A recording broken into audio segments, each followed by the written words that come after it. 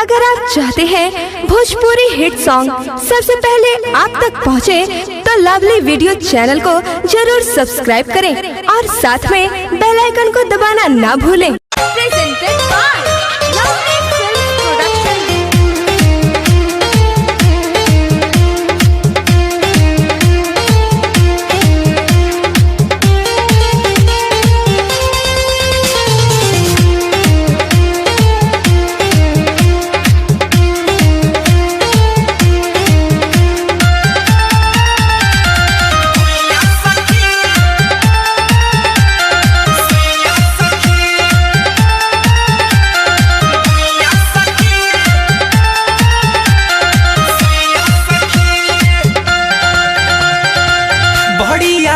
मजा जब धरेला पाजा मन होई जाला ताजा हो।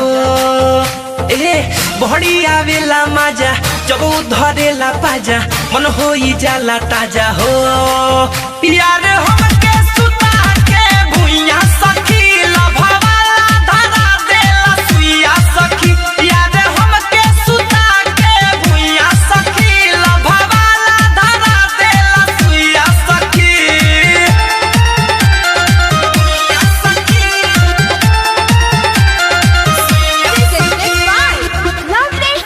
प्रोडक्शन।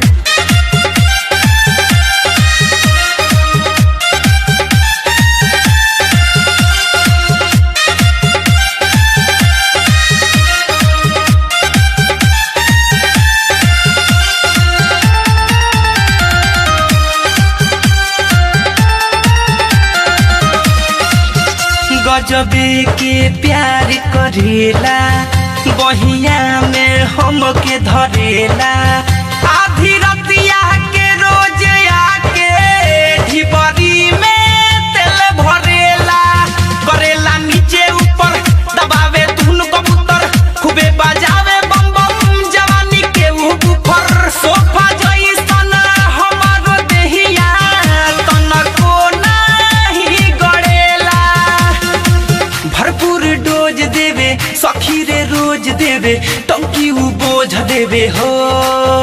हाय भरपूर डोज देवे सखी रे रोज देवे टंकी उ बोझ देवे हो।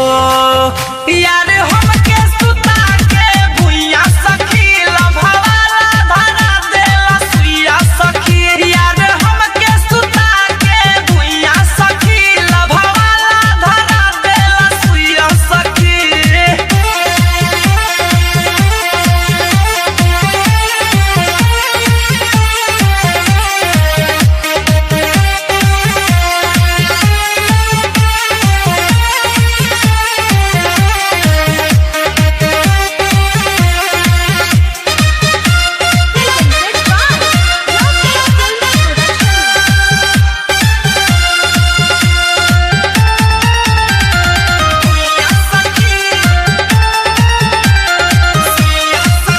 सखिया रे नाही दुखाला केतनो भीतरी ले जाला। गजबे जाने उतरी का तनको ना छनछनाला।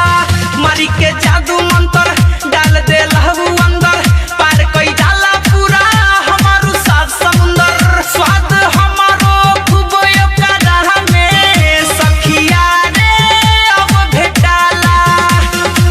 बिटू विकास हवे भूटन से खास हवे नाम आकाश हवे हो।